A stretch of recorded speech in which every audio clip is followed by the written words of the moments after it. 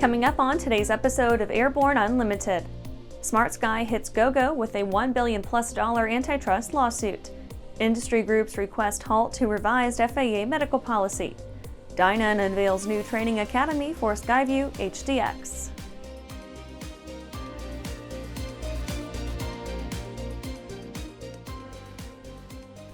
Welcome to Airborne-Unlimited. I'm your host, Holland Lee. Let's get into today's stories. SmartSky hits Gogo with a $1 billion+ antitrust lawsuit. SmartSky Networks has filed an antitrust lawsuit against Gogo Inc. and Gogo Business Aviation LLC in U.S. District Court, alleging that Gogo engaged in monopolistic actions in the air-to-ground broadband in-flight connectivity market for business aviation. The lawsuit alleges that Gogo, through predatory pricing, misleading advertising, and exclusive dealing agreements, committed multiple violations of federal antitrust laws, including the Sherman Act and Clayton Act, as well as North Carolina tort laws and the Unfair and Deceptive Trade Practices Act to maintain its monopoly position in the ATG market. SmartSky says it is pursuing this case to seek justice for unfair business practices and to protect innovation. The company's complaint asserts that Gogo conducted a systematic campaign of misinformation and exclusive dealing arrangements to effectively block SmartSky's access to critical distribution channels and created insurmountable barriers to market entry, stifling the innovation and competition that customers depend on. The lawsuit is seeking substantial damages, potentially exceeding $1 billion, and this action is intended to address the alleged harms to competition and consumers in the aviation connectivity market. SmartSky ceased all business operations in August 2024.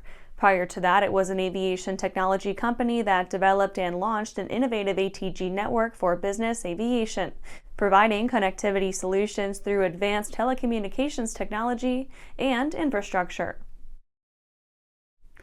After the break, Piper M700 Fury earns UK type certification. Meet the first of a new generation of the M-Class family.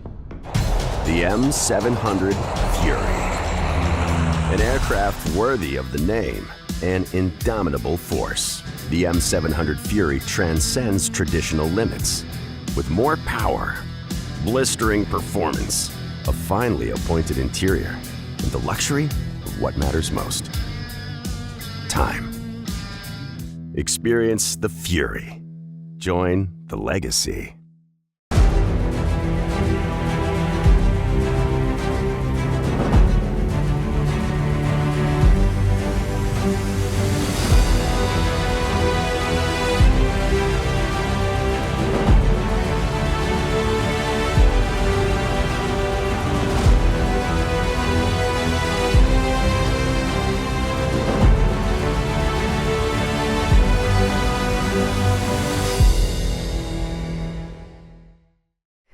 Welcome back.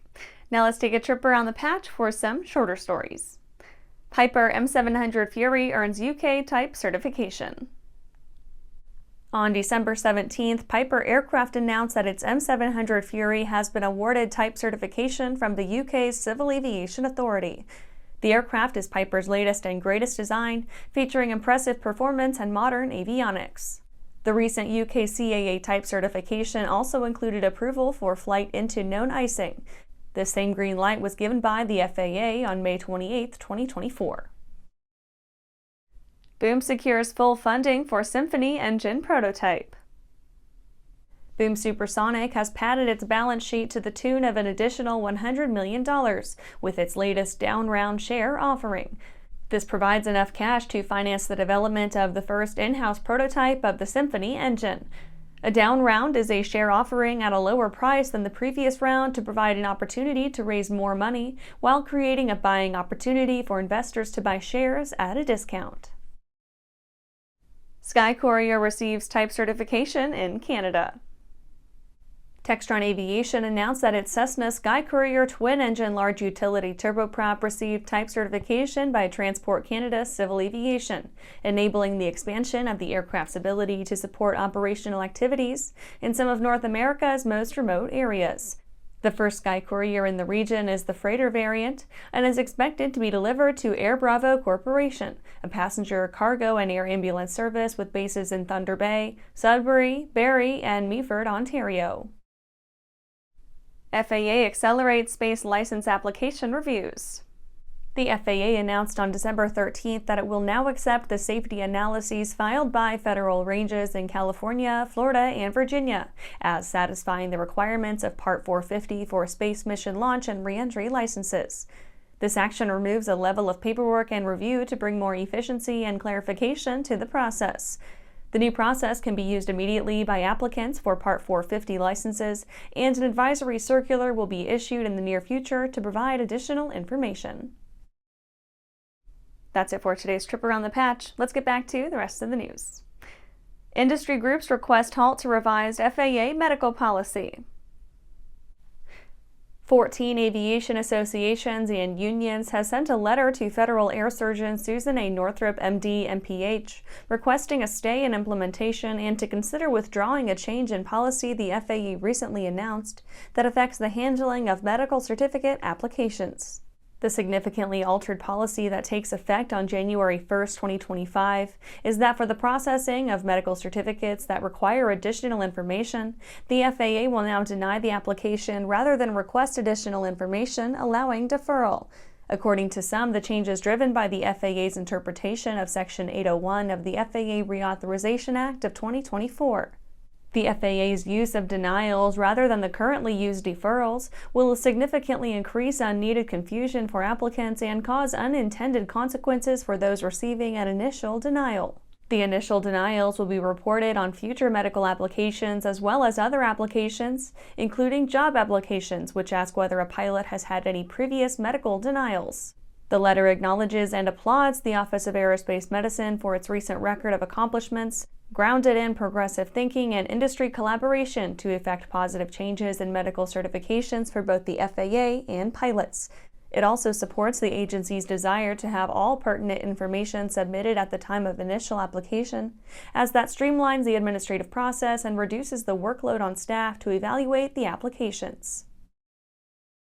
After these messages, Dynon unveils new training academy for SkyView HDX. The legendary BD4C program is building an exciting future for those who want a rugged four-seat family flyer with a proven history. The SureWings program produces a complete kit and builder assist program that gives you everything you need to be flying a BD4CS in record time. For conventional kit builders, BD Aviation has parts, partial kits, and full kits for the 190-mile-per-hour BD4C that has logged thousands of hours. Visit SureWings.com and BDAviation.com for more details. I'm currently using the Hartzell Talon, by far the best aerobatic propeller ever come out. I use the Trailblazer. It adds performance to the Super Decathlon and dependability, and it's rugged. Hartzell's been an excellent partner for Whip Air, just in terms of your product support as well as keeping an eye on the market and developing new products that meet demand. It's helping us all have better performing airplanes. It's such a proud honor to fly behind that propeller. Welcome back. Dynon unveils new training academy for SkyView HDX.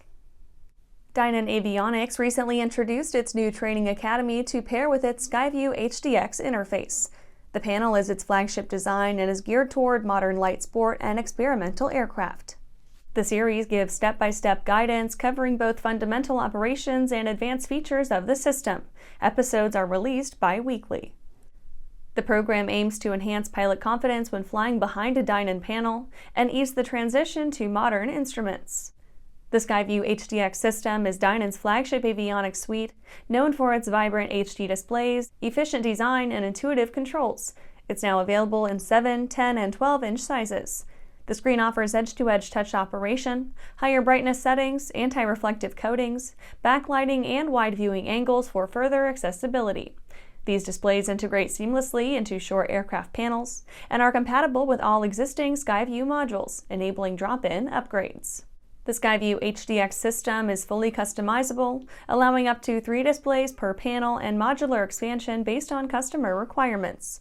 Features include a high-resolution engine monitor instrument band, icon-driven menus, and touch navigation for a streamlined user experience.